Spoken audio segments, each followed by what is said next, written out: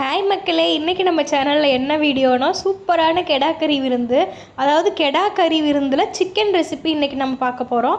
Mutton வந்து next வீடியோவாக வரும். கெடா வீட்டில் இன்றைக்கி சிக்கன் ரெசிபி பார்க்கலாம்.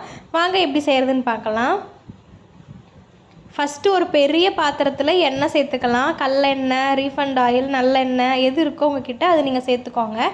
ஒரு 1/2 லிட்டர் போல் எண்ணெய் சேர்த்துக்கோங்க. அப்புறம் கடுகு உளுத்தம்பருப்பு பொரிய விட்டுக்கலாம். கடுகு நல்லா பொரிஞ்சதும் இதில் வெங்காயம் அப்புறம் கருவேப்பிலை இலை சேர்த்துக்கலாம். வெங்காயமும் கருவேப்பிலை இலையும் ஒரே டைம்லேயே சேர்த்துக்கலாம். சேர்த்துட்டு லைட்டாக மட்டும் உப்பு சேர்த்து இதை நல்லா வணக்கி விட்டுக்கலாம். வெங்காயம் வந்து வணங்கினதுக்கு அப்புறமேட்டு தக்காளி, பச்சை மிளகா சேர்த்துக்கலாம். தக்காளி வணங்குறதுக்கு கொஞ்சமாக மஞ்சத்தூள் சேர்த்தோம்னா தக்காளி வந்து சட்டுன்னு வணங்கிடும்.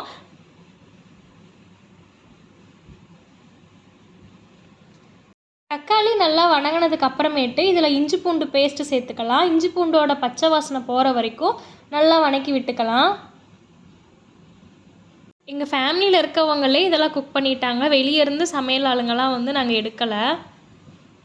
டேஸ்ட் வைஸ் ரொம்பவே நல்லாயிருக்கும். சிம்பிளாக பண்ணுற மாதிரி தான் இருக்கும், ஆனால் டேஸ்ட்டாக இருக்கும். கொஞ்சமாக மஞ்சத்தூள் சேர்த்துக்கோங்க. அப்புறம் இதில் 100 கிராம் அளவுக்கு கறி மசாலா தூள் சேர்த்துக்கலாம். என்ன பிராண்ட் வேணால் நீங்கள் யூஸ் பண்ணிக்கோங்க. வீட்டில் அரைச்ச கறி மசாலா தூள் இருந்தால் கூட நீங்கள் அது கூட யூஸ் பண்ணிக்கலாம். கறி மசாலா தூள் சேர்த்துட்டு நல்லா பச்சை வாசனை போகிற வரைக்கும் கிளறி கொடுத்துக்கலாம். பக்கத்தில் ஒலை கொதிச்சிட்ருக்கு சாதம் வைக்கிறதுக்கு.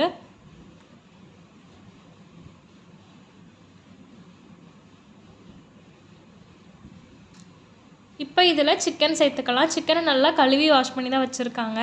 அதை எடுத்து இதில் சேர்த்துற வேண்டியது தான்.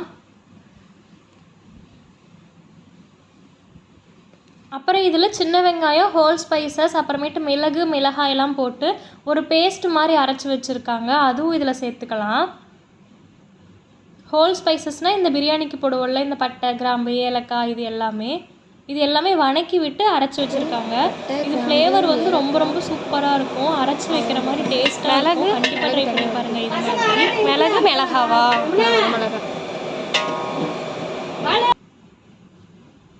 தேவையான அளவு உப்பும் சேர்த்துக்கோங்க. இப்போ தான் நம்ம உப்பு சேர்க்கவே செய்கிறோம்.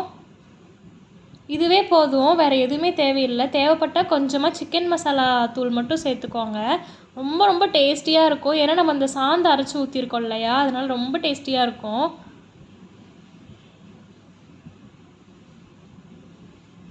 இதில் ஒரு 100 கிராம் அளவுக்கு சிக்கன் மசாலா தூள். இது வந்து 5 கிலோ சிக்கன். இன்க்ரீடியன்ட் எல்லாமே நான் டிஸ்கிரிப்ஷனில் கொடுக்குறேன், வேணும்னா சொல்லுங்கள்.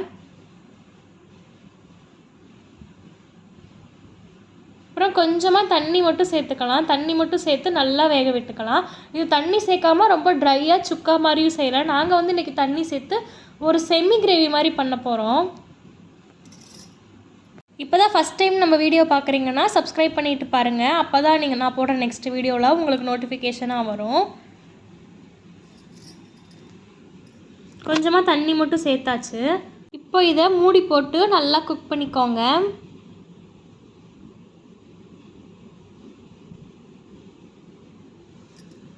மூடி போட்டு குக் பண்ணுறப்ப எப்போவுமே ஹை ஃப்ளேமில் வச்சிடாதீங்க. நம்ம வீட்டில் வேறு எந்த ரெசிபி செஞ்சாலுமே மூடி போட்டு குக் பண்ணுறப்ப லோ ஃப்ளேமில் வைங்க, அப்படி இல்லைன்னா மீடியம் ஃப்ளேமில் வைங்க.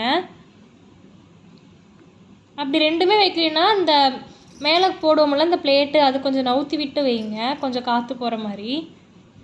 மிளகா காரம் பத்துதான்னு பார்த்துக்கோங்க. சப்போஸ் இந்த ஸ்டேஜில் பத்தலைன்னா நாங்கள் வீட்டில் ஆட்டுற குழம்பு மிளகாய் தூள் தான் சேர்த்துருக்கோம். நீங்கள் தனி மிளகாய் தூள் கூட சேர்த்துக்கோங்க.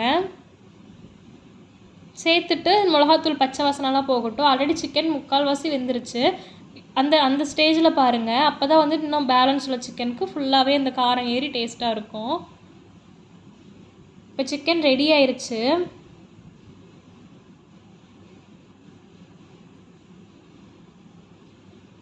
தண்ணி நம்ம கொஞ்சம் தான் ஊற்றணும். சிக்கன்லேயே தண்ணி விட்டுருக்கும் போல்.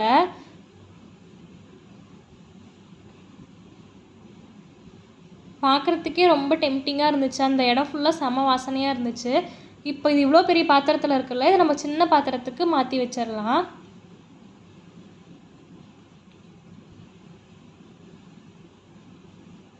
மாற்றிட்டு மேலே கொத்தமல்லி இலை தூவிட்டு கொஞ்சம் நேரம் அப்படியே ரெஸ்ட்டில் விட்டுட்டு அப்புறம் ஓப்பன் பண்ணி சாப்பிட்டோம்னா ரொம்ப ரொம்ப டேஸ்டியாக இருக்கும். இதே மெத்தடில் நீங்கள் வீட்டில் ட்ரை பண்ணி பாருங்கள், கண்டிப்பாக உங்களுக்கு பிடிக்கும்.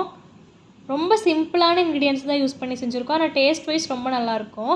இந்த வீடியோ உங்களுக்கு பிடிச்சிருந்துச்சுன்னா மறக்காம மௌனி மீடியா சேனலை சப்ஸ்கிரைப் பண்ணிக்கோங்க. அந்த சட்டியில் கொஞ்சமாக சாப்பாடு போட்டு எங்கள் அம்மா எல்லாத்துக்கும் கொடுத்தாங்க. டேஸ்ட் ரொம்ப நல்லாயிருக்கும். நெக்ஸ்ட் வீடியோவில் பார்க்கலாம். பாய்.